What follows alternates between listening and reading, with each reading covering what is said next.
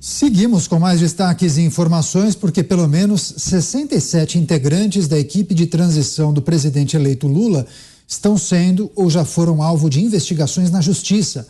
De acordo com um levantamento que foi feito pelo portal R7, na lista encontram-se nomes como o da presidente do PT, Gleisi Hoffmann, o advogado de Lula, Cristiano Zanin, o senador Renan Calheiros e o ex-ministro do Planejamento e das Comunicações, Aloysio Mercadante.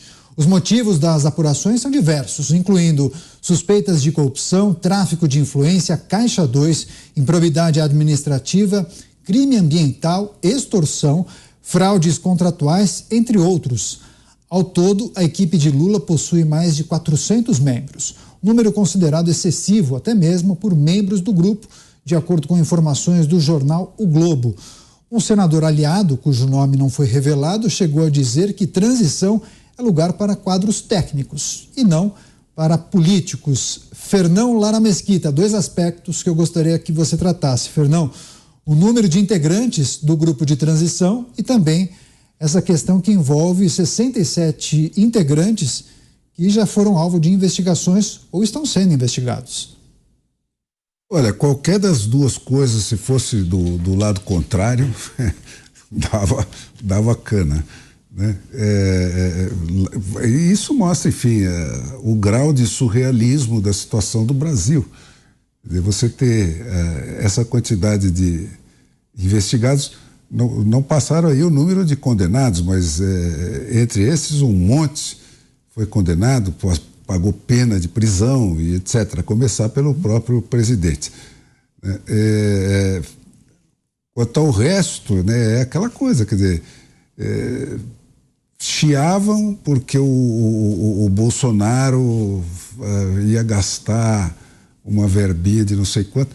Agora, para botar 300 já desde o 400, qual é o número que está agora? 400 integrantes. 400 integrantes só na largada, antes de começar o páreo, já falando de 30 e tantos ministérios. É um país surrealista, né? Surrealista. Agora, o principal disso é o Congresso manter o poder de dizer para o governo como ele vai gastar o nosso dinheiro. Se ele entrar nessa roubada de entregar amanhã 4 anos de verba para o governo, ele se suicidou, porque aí o Lula não precisa mais daquele Congresso que foi eleito para cercear o excesso de poder que ele já tem com o STF anulando todos os outros.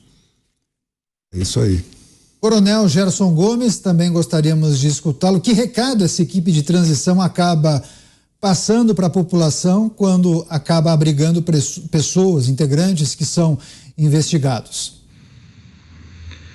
Eu tenho usado a expressão aqui e tenho sido bastante duro quando eu afirmo que a grande preocupação dos manifestantes não foi tanto com a questão eleitoral, ou seja, quem ganhou ou quem perdeu, e há muitos que dizem que os manifestantes estão nas unidades militares por causa da injustiça que foi feita com o presidente Bolsonaro. Mas pelo que eu consigo depreender das redes sociais, há um pavor, há um receio de, primeiro, que o grupo que assaltou os cofres públicos durante a administração, tanto do ex-presidente Lula quanto da ex-presidente Dilma, porque houve uma organização criminosa que se instalou no poder e que há provas que sobejam e que todos conhecem muito bem do que foi feito não somente na Petrobras, mas nos fundos de pensão, na forma como foi mobiliado ou foi instrumentalizado todo o aparato estatal e governamental para dar sustentação a um projeto de poder.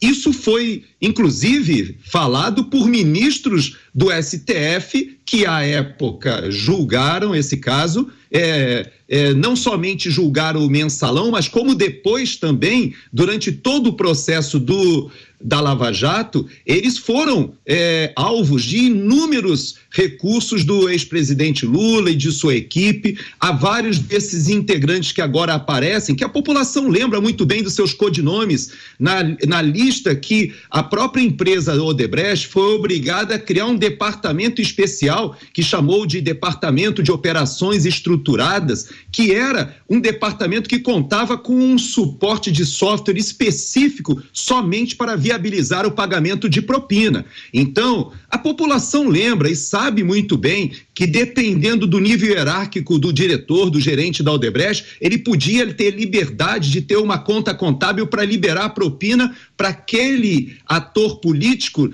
com a autonomia que depois o sistema ia fazer uma contabilidade da propina batida do saldo do Partido dos Trabalhadores. Tudo isso era conhecido, ninguém esqueceu disso. As pessoas estão perplexas porque quando o ministro Fachin, ele toma a iniciativa de recolocar o ex-condenado como candidato, e ele o faz, talvez pensando que seria possível, simplesmente com uma canetada, reescrever a história. Isso não é possível. A população sabe muito bem que o Brasil caminha, se as coisas continuarem dessa forma, com todo o sistema dando suporte a que essa organização criminosa retorne ao poder, toda a população sabe que esses atores, eles representam um sistema que as eleições da Câmara e do Senado, elas foram um grito dessa população que fez com que vários dos senadores fossem expurgados, outros senadores estão com a expectativa e fizeram suas plataformas de cercear o Supremo Tribunal Federal, deputados foram eleitos para justamente proceder às reformas que precisam. Então a população se vê perplexa, por quê? Resumindo, porque ela está diante da possibilidade de ter um poder executivo com uma organização criminosa ao seu redor, respaldado por um Supremo Tribunal Federal que faz parte dessa organização. Essa é a percepção da população, e o temor só se comprova quando essa relação de pessoas que já estavam nesses processos muito conhecidos estão agora chegando ao poder.